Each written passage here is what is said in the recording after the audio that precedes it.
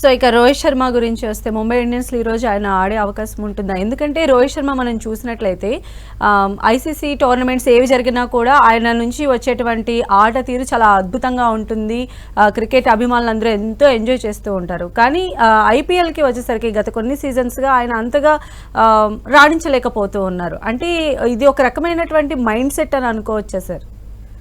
అంటే మీరు చెప్పినట్టుగా రోహిత్ శర్మ నెంబర్స్ కనుక మనం చూస్తే ఐపీఎల్లో అంత ఎఫెక్టివ్గా అనిపించవు, కానీ కొన్ని కీలకమైన ఇన్నింగ్స్ ఆడతారు, కీలకమైన మ్యాచ్ల్లో కీలకమైన నాక్స్ ఆడటం అంతే తప్ప. అంటే నెంబర్స్ ప్రకారం చూస్తే మీరు యావరేజెస్ లేకపోతే మీరు టోటల్ నెంబర్ ఆఫ్ రన్స్ ఇలాంటివన్నీ చూస్తే తక్కువే ఉంటాయి. కానీ టీంకి కావాల్సిన ఇంపార్టెంట్ కాంట్రిబ్యూషన్స్ రోహిత్ శర్మ ఎప్పుడు ఇస్తూనే ఉంటాడు. యాజ్ కెప్టెన్గా గతంలో, ఇప్పుడు యాజ్ ఎ ప్లేయర్గా అతని నుంచి మీరు అలాంటి కాంట్రిబ్యూషన్ ఖచ్చితంగా ఉంటుంది. ఈ మ్యాచ్లో కూడా రోహిత్ శర్మ ఆడే అవకాశాలు ఎక్కువ కనిపిస్తున్నాయి.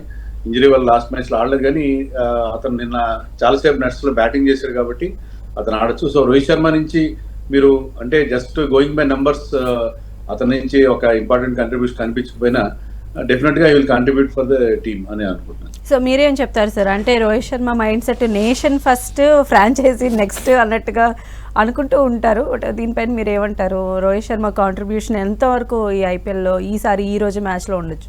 అంటే మనం ఇంత ముందర రోహిత్ శర్మని మనము అంటే ఆస్ట్రేలియన్ సిరీస్లో అక్కడ చూసినప్పుడు, so he knows when to go back, అంటే లైక్ ఎప్పుడు తగ్గాలి, ఎప్పుడు ముందరికి రావాలనేది రోహిత్ శర్మకు చాలా చక్కగా తెలుసు. సో ఐ థింక్ లైక్ ఇందాక సార్ చెప్పినట్టు like he'll come back. Probably ఒక పెద్ద సూపర్ డూపర్ ఇన్నింగ్స్ ఏమి ఎక్స్పెక్ట్ చేయలేము రోహిత్ శర్మ దగ్గర నుంచి, but he'll play very responsible innings. Probably ఒక 20-30 రన్స్ అట్లా చేయొచ్చేమో. But yeah, his presence in the team will make a huge difference. So తన ఎక్స్పీరియన్స్ అంటే తన ఒక ఇది ప్రాబ్లం ఒక మంచి పాజిటివ్ వైబ్ క్రియేట్ అవుతుంది కాబట్టి డెఫినెట్లీ తన ప్రెజెన్స్ టీంలో అనేది చాలా ఇంపార్టెంట్ కాబట్టి definitely like he should be part of the team అని నేను అనుకుంటున్నాను. ఓకే, అయితే వెంకటేష్ గారు, ఈవెన్ ఇప్పుడు మన ముంబై ఇండియన్స్లో చూసినట్లయితే ఆల్మోస్ట్ T20లో ఉన్న ప్లేయర్సే ఉంటారు, లైక్ హార్దిక్ పాండ్యా కానీ, సూర్యకుమార్ కానీ, రోహిత్ శర్మ. సో ఏంటంటే ఇప్పుడు సూర్యకుమార్ నుంచి మొన్న మ్యాచ్లో మనం పర్ఫార్మెన్స్ చూసాం కానీ, బట్ చేజింగ్కి వచ్చేసరికి మాత్రం అంటే ఎందుకు అంత తడబాటు ముంబై ఇండియన్స్ ఎదుర్కొంటున్నారంటే ఏం చెప్తారు సార్ మీరు? ఎందుకు అందరు ప్లేయర్స్ రాణించలేకపోవడానికి కారణం ఏంటి? ఆన్ పేపర్ ముంబై ఇండియన్స్ చాలా చాలా చాలా స్ట్రాంగ్ కనిపిస్తుంది, కానీ ఎందుకనో ఈ సీజన్లో టీం అంత బాగా సెట్ అయినట్టుగా లేదు. చాలా మంది ప్లేయర్స్ అవుట్ ఆఫ్ ఫామ్ ఉన్నారు. మీరు వాళ్ళకి ఓపెనింగ్ కాంబినేషన్ కుదరట్లేదు. రోహిత్ శర్మ ఫెయిల్ అవుతున్నాడు, విల్ జాక్స్, రియాన్ రికెల్టన్ ముగ్గురు కూడా కన్సిస్టెంట్గా ఆడని పరిస్థితి మనం చూస్తున్నాం. అలాగే తిలక్ వర్మ కూడా 20s-30s చేసిన స్ట్రైక్ రేట్ ప్రాబ్లమ్స్ మనం చూసాం.